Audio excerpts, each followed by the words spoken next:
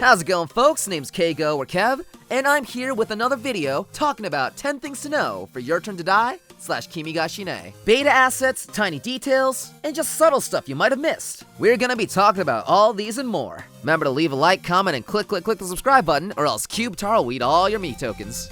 Let's get into it. Die! Number 1. Something most people don't realize or notice is that both Gin and Mishima only have 1 or 2 sprites in Chapter 1-1. Every character has at least 3 to 4 sprites to them, seen throughout the chapter. Everyone reacts to things that occur, except for Gin and Mishima, really. Doesn't matter what is said, doesn't matter what happens. Gin remains static all throughout 1-1, and Mishima's sprite changes like once, during the line, "I suppose my appearance is shady after all." How shocking. Nankidai either forgot to give them more sprites or intentionally neglected them for whatever reason. Might not be something you notice your first time through, but if you're on your second playthrough or you've played through the game like 5 times like me, for voice acting, videos, and cause the game's ruined my goddamn life, you start to notice this kind of thing. Gin and Mishima do of course get new sprites in Chapter 1-2. Gin gets a bunch of new ones, but Mishima only gets like 2, which makes sense cause, you know. However, since Mishima is playable in Your Turn to Shine, the Island Mode spin-off game, there he gets a buttload of new sprites to express himself with. Yay, congratulations, way to go kid, yeah, amazing, proud of you. Number 2. Both Gin and Mishima also have individual sprites that are relatively unknown for different reasons. Gin's sprite is only seen through a specific dialogue choice in Chapter 2-1, Day 1, at night. During the token trade segment, where you can choose between Reiko, Kyutaro, or Gin, you have to choose Gin and choose to do meditation. After Sara and Gin meditate for a bit, enlightenment! Gin will have a sprite where both he and Muchan transform, and adopt a more canine-esque appearance. A sprite known as Feral Gin. Bork? Notably, it only shows up in this one scene. Sara and Gin never bring it up after the fact, and is easily missable. I've had many people assume it was an unused sprite, but nope, it does appear in-game, under the right circumstances.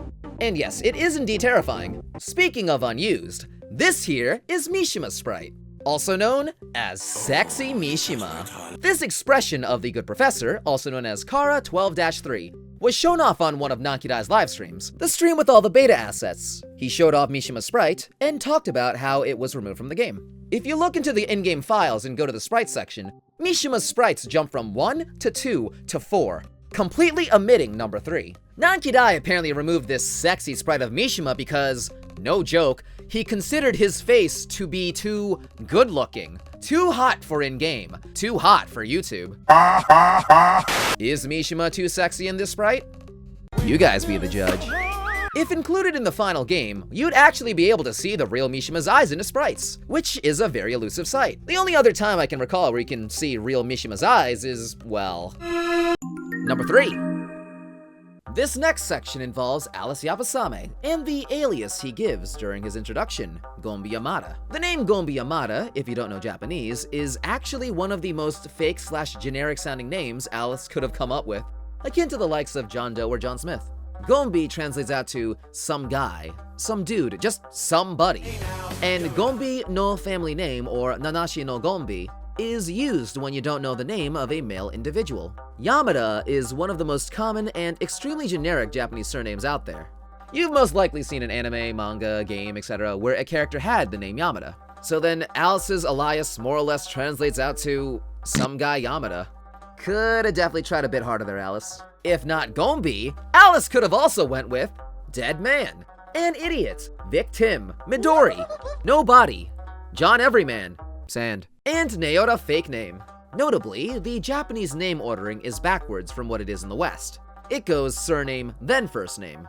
For Alice, it would go Yamada Gombi or Yabasame Alice. A little detail that seemed to have gotten lost in translation is during Alice's interrogation when Sara asks for his name. When Alice starts to give his name, he stutters. In the original Japanese script, he starts to say his last name, which seems to subtly imply he was gonna say Yabasame, but quickly changes it to Yamada to not give away his identity and his relation to Reiko.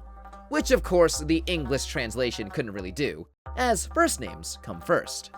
One more thing about the interrogation section is, you can punch him during this section by clicking on Alice. Your naming skills are trash, bitch! Number 4.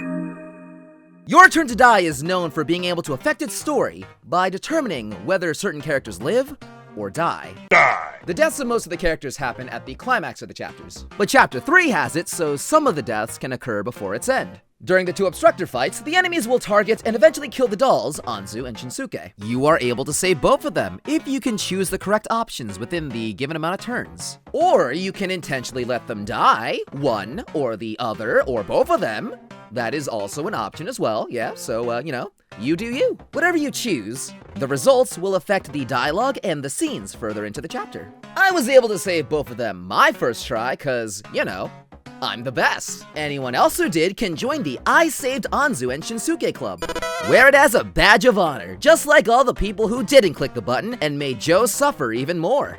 Saving them is cool, but unfortunately, Shinsuke and Anzu, more so Anzu, won't really have much to say or do much from then on that affects the overall course of the plot. It's to be expected due to their determinant status. Anyone who's ever played a Telltale game knows exactly what I mean. Shinsuke will remember that. They basically become like background props. They don't do anything of note, they don't contribute really anything of note, but they will still occasionally say a line or two to remind you that, oh, by the way, we're still here. Shinsuke at least gets scenes where he's involved and interacts with the main cast, like all the stuff with Gin before his potential death. It is a really big shame for Anzu, though, cause she dies right at the beginning, so she doesn't have much room to develop as a character or really contribute to the overall story. Looks like they really clowned on her. Either way, it is cool though that you are able to save them, alongside the main deaths of the game, so going forward, it will be interesting to see how many combinations of surviving characters at the end there will be. Or your choices don't matter. Everyone dies. Kyutaro lives forever. Me tokens make him immortal! Number 5. As a game where the story can diverge depending on your choices, some of YttD's character deaths will be slightly altered or have extra details as well. Chapter 2-1 has the pivotal decision, where you get to choose which of the Yabusame siblings' turn it is to die. Most would agree the death of Alice is more emotional and all around more fulfilling than the death of Reiko, an ending which is amplified by an easily missable extra scene. Early in the chapter, Alice will approach Sarah and request she obtain some of Reiko's Me tokens to trade for her treasure, her bongos, in the prize exchange. This is completely optional, but if you choose to do so, you will view an event between the Yabusame siblings where Alice attempts to reconcile with his sister. It of course unfortunately does not go well, because Reiko has already been switched with the fake Reiko, and is one of the first main clear-cut signs something is off with her. Viewing this scene affects the outcome of Alice's death should you go that route at the end of the chapter. His death will be slightly extended, where he wakes up one last time upon hearing Reiko call out for him, and the two of them finally reconcile. If you don't get the bongos, this entire bittersweet wholesomeness gets cut out. No waking up, no closure between the Yabusames, he just stays silent and dead. Immediately cutting to Gashu playing a nice innocent game of football with his son. The death is still sad even without the extra scene, but adding it in elevates it to the saddest and, in my opinion, the best death in the game. These donuts are great! If you want to get the full emotional impact and cry your fucking eyes out, definitely make sure you get them bongos. Number 6. Another instance of a death that is altered slightly occurs in Chapter 2 once more. This being the death of Nawagokuro, also once again involving the Yabusames. After watching Nawagokuro try on her new corset, you'll see a scene where she finally finishes her portrait of Professor Mishima. There are two versions of this scene depending on which Yabusame sibling you have alive. Keeping Reiko alive has now paint her Mishima portrait by herself. Paint Mishima like one of your French girls. Nice KGs. If you kept Alice alive instead, however, the scene will be slightly different. It will include not just Mishima and Nao, but also will include Reiko standing beside Nao as she finishes her painting. The two of them being reunited in death, and very much showcasing the close bond they had formed during the game. Lesbians in life, and also in death. I told you it was canon! Number 7. Speaking of character deaths, Booga booga! Kana Kazuchi's death in Chapter 2-2 is not only one of the most heartbreaking and stressful moments, but also one of the most symbolic in the game. Kana's execution involves flowers that sprout and bloom from within, eventually killing her, which, according to Safalin, killed her painlessly. I call bullshit on that. What's ironic here is that Kana actually shares her name with a flower that has similar properties to her role in the game and more. A kana is a South African flower, known scientifically as the Silicium tortuosum. According to my research from a very reliable source, the Silicium tortuosum has healing properties, and has been used throughout history by native tribes in rituals, and even modern day in things like tea and medicine. $12 for tea? Pff, fuck that shit, kinda ain't worth that much. It is a very useful multi-purpose herb with mood-lifting benefits, able to improve focus and put one in a state of calmness. African tribes like the San and Khoi would take Kana post-battles to overcome fears. It's also able to remedy thirst and hunger, which the tribes would ingest for those purposes as well. Kana elevates mood, is able to fight depression, and decreases anxiety, tension, and overall stress. Basically, Kana can do anything! Kana's best drug. Mishima's definitely a fan of Kana. The symbolism, of course, comes from the fact that flowers sprout from Kana during her execution, supposedly dying peacefully, akin to the Kana flower's overall benefits. Also, the fact that Kana as a character is like the epitome of emotional support, often needing it herself and helping to keep others sane. This is what a person looks like with Kana in their life. And this is a person without Kana. I have crippling depression. This is totally not Kana propaganda. Another name for Silicium tortuosum is Kugode, which sounds a little bit like the name of Kana's sister, Kugi. Kugode translates out to chew stuff, aka crushing stuff with your teeth, aka... Number 8. On the topic of Kugi Kazuchi, Nankidai's beta assets livestream revealed a couple of interesting things about her. This picture was shown off during the stream, which has Kugi standing amongst the cast, with Bucket Girl nowhere to be found. It turns out Kugi originally was named Kana. In fact, she was the original Kana. Our Kana, aka Bucket Girl, didn't exist. Kugi Kana was more or less the beta version of the Kana we know now, and as you can see, was at one point a part of the main cast. Nankidai decided to replace Kugi Kana with our Kana for whatever reason. Maybe he felt Kugi's design was too plain. Maybe he made Bucket Girl, wanted her in the cast, but had no room and had to cut someone. Maybe he just got sick of Kugi. There is sadly no outright confirmation as to why things changed at the moment. Of course, as we know, Kugi is still in the game as her design has been repurposed. She herself has been renamed from Kana to Kugi, and is written to be Bucket Girl Kana's dead sister. Kind of a shit deal. First you're fired, second you're dead. Just like female Alice, it would have been interesting to see how Kugi would interact with the other characters, what she'd bring to the table, and what the story and game would be like if Nankidai kept to his original vision for Kana with Kugi, especially if she's vastly different personality-wise. Number 9. One more thing to bring up for Kana that I've never seen anyone else talk about is from within the in-game files. During Chapter 2-1, there's the attraction known as Quick Draw, aka the minigame where you have to quickly select icons depicting a knife, a gun, and a crowbar. Quick Draw allows you to play as Sara, Sohiyori, Nawagokuro, and Reiko Yabusame, each of them having sprites of themselves holding the different weapons. If you look into the in-game files, you'll of course find all their sprites together for this minigame. However, included with these assets as well are an entire unused set of sprites for Kana for this minigame, called Setuna Kan 1-5. As you can see, these obviously had the most work put into them. These images showcase Kana in pain or shivering, Kana as Gordon Freeman, Kana with the knife, Kana holding a fucking gun, and Kana with nothing. So yeah, again, these are just in there amongst all the other in-game files for whatever reason. I feel most likely they're in here as a joke from Nankidai for curious people to find if they ever decide to take a gander into the in-game files. They could also maybe point to Kana formerly being a part of the Quick Draw minigame, who was then removed before the final game. These could be dummy assets or placeholder images to test the minigame, whether Kana was in it or not, that were never removed or kept in as a joke.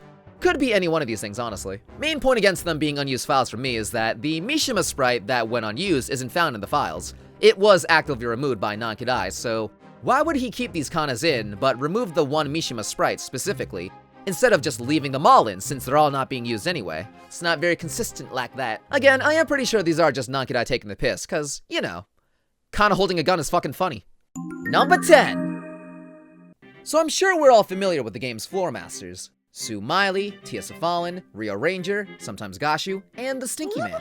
These characters are all seen in-game, organize/oversee the progress of the death game, and are the ones responsible for your tears of unfathomable, profound sadness. However, there exists another character Nankidai had created that was intended to be a floor master, that ended up being disposed, and is no longer a part of the game. Formed within the darkest recesses of Nankidai's mind, it is Nightmare Fuel incarnate, a creature of neither heaven nor hell, one of unimaginable terror, frightening small children, the weak of heart, and also Kyutaro. This dark being was locked away in the confines of Nankidai's desk or something, yeah, probably, and was never meant to be gazed upon by mere mortals' eyes. Wah. It's this guy. Yep, this thing. His name is Botsun. And he is a god. So yeah, I bet you have many questions thanks to good old Botsun right here. What is Botsun? Who is Botsun? Why is Botsun? But never how is Botsun. This dude, this baghead, this sexual tyrannosaur, is, as stated, an unused floor master who was removed from the game due to his overflowing power and seductive aura.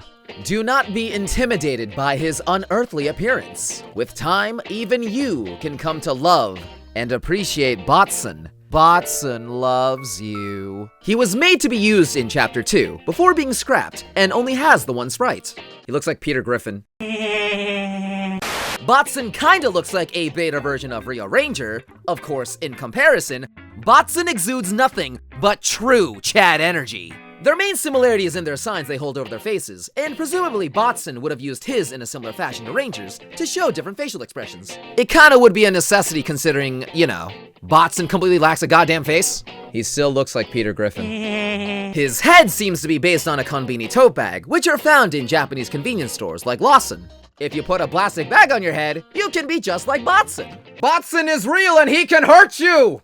The funny thing is, even though he went unused, he's more in line with the other floor masters, Miley and Cephalin, since he follows the food theme, which Ranger ended up breaking. As you can see from Botsun's design, he is sweets themed. His arms look like crepes or like frosting or cream dollops, all connected to each other. Looking finger licking good. Red hands as well, or they could be gloves. So that's where the My Doll's gloves went. His bag head is actually leaking. Purple stuff, blueberry sauce, and or jelly. Jelly-filled donut.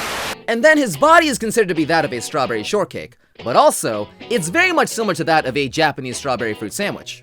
It's up to Botsun's beholder as to what they think Botsun is. I think he's my beautiful gay will cookie wookie cinnamon roll. Ooh woo, raise his paw, najo wajo shim shafwi. All this together definitely makes for an overall interesting and unorthodox character design. The most avant-garde and inhuman looking of all the floor masters. What even is Botsun's anatomy? I thought Cephalin and Miley had some crazy ones, but imagine dressing up as Botsun IRL. Definitely wouldn't be too feasible, but would be pretty cool to see. Look at me, I'm cosplaying Botsun! Botsun's existence was made known to us feeble mortals by Nankidai on Twitter, April 1st, 2018. And since then, he's shown up in promotional material, he was seen in the Japanese demo for Chapter 3A, and is basically treated and used as a joke by Nankidai. Botsun ain't no joke though! He is perfection incarnate! The light of my life! The moon and the stars! Botsun is amazing! I don't care what you say, Nankidai! Botsun cured my depressions with his smile! Botsun saved my life in Nam! Botsun will bring about world peace! Will you suckle upon the glorious teat of our Lord and Savior Botsun? It's strawberry flavored. An absolute maverick! An amazing individual! A dude with a bag for his head! I love him. The age of Botsun supremacy is nigh! Botsun, Botsun, Botsun, Botsun, Botsun, Botsun, Botsun, Botsun, Botsun, Botsun, Botsun, Botsun, Botsun! I may have gotten slightly carried away there. And with that, now y'all just know a little bit more about Your Turn to Die / Kimi Ga Shine. Thanks for watching, y'all. Remember to like, comment, and click the subscribe button. Thank you to everyone who helped to make assets for this video, cursed or otherwise. This is KGOKev signing out. Remember to stay chill, stay hydrated, and more, and I hope to catch y'all on my next video. Peace out for now. Botsun is love. Botsun is life!